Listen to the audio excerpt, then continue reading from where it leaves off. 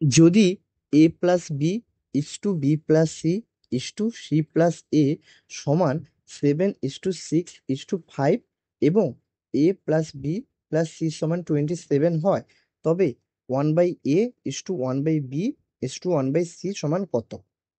প্রশ্নটি আমাদের 2015 সালে এসএসসি সিজিএল পরীক্ষায় এসেছিল।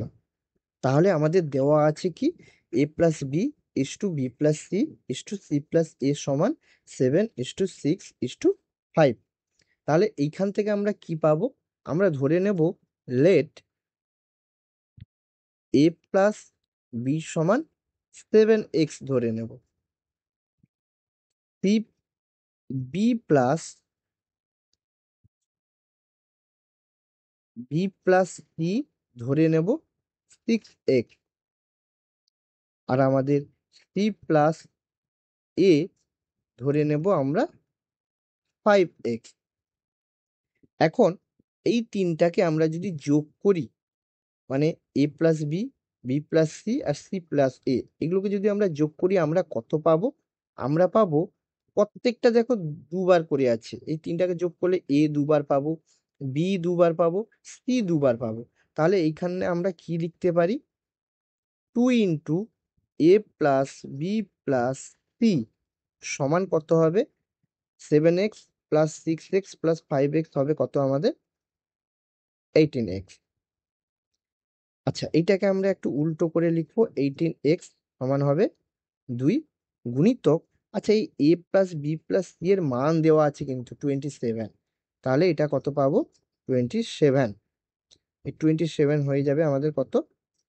54। তাহলে আমরা x সমান কত পাবো? 18×3 = 54, তাহলে x সমান আমরা পাবো 3। তাহলে x সমান আমরা 3 পেলাম। এইখান থেকে আমরা কি পাবো? তাহলে এ প্লাস বি কত পাবো? 7×3 = 21। বি প্লাস সি কত পাবো? 6×3 = 18। আর সি প্লাস এ কত পাবো? 5×3 = 15।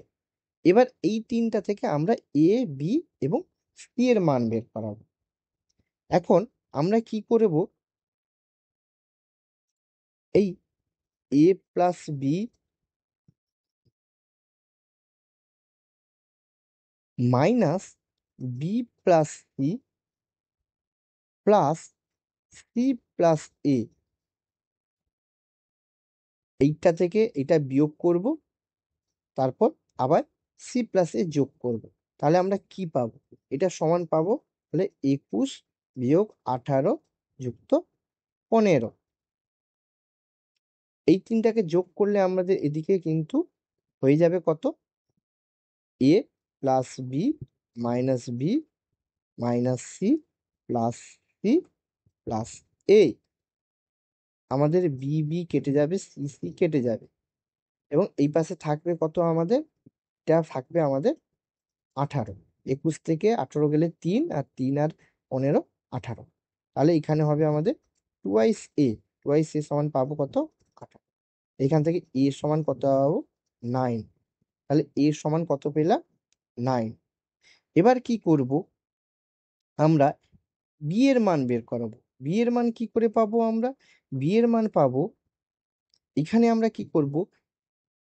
বি প্লাস সি বিয়োগ সি প্লাস এ যুক্ত এ প্লাস বি, এইটা করব। এটা করলে আমরা কি, তাহলে কিরকম হবে? 18 বিয়োগ 15 যুক্ত 21। তাহলে এইখান থেকে আমরা কি পাবো? এখান থেকে পাবো বি প্লাস সি মাইনাস এ প্লাস এ প্লাস বি সমান কত? 18 থেকে 15 গেলে আমাদের 3, তাহলে 21×3 কত হবে আমাদের? 24। তাহলে আমরা সি সি কেটে যাবে, এ এ কেটে যাবে, তাহলে আমাদের থাকবে কত? 2b। তাহলে 2b কত পাবো? 24। তাহলে বি সমান আমরা কত পাবো? আমাদের বি সমান পাবো 12। এবার আমরা কি পেয়ে গেলাম? তাহলে আমরা এ সমান পেয়ে গেলাম 9, বি সমান পেয়ে গেলাম 12। কারণ সি সি প্লাস এ সমান 15 আছে, এর মান জানি 9, তাহলে 15 থেকে 9 গেলে আমাদের 6, তাহলে সি সমান 6। তাহলে এই তিনটা আমরা কিন্তু পেয়ে গেলাম। এবার কি করব আমরা, আমাদের বের করাতে কি বলেছে, 1/a is to 1/b is to 1/c। তাহলে এইটা কি করব, তাহলে এটা হবে 1/9 ইস টু 1/12 ইস টু 1/6। কারণ 3 3 9, 3 4 12, 3 2 6 সমান আমাদের কত হবে, 1/3 ইস টু 1/4 ইস টু 1/2। এবার আমরা এই ভগ্নাংশ আকারে রাখবো না, আমরা পূর্ণ সংখ্যায় প্রকাশ করব। পূর্ণ সংখ্যায় আমাদের প্রকাশ করতে হলে আমরা কি করব, এখানে আমরা করব এই 3 4 আর 2 এর লসাগু দ্বারা প্রত্যেকটাকে গুণ করে দেব।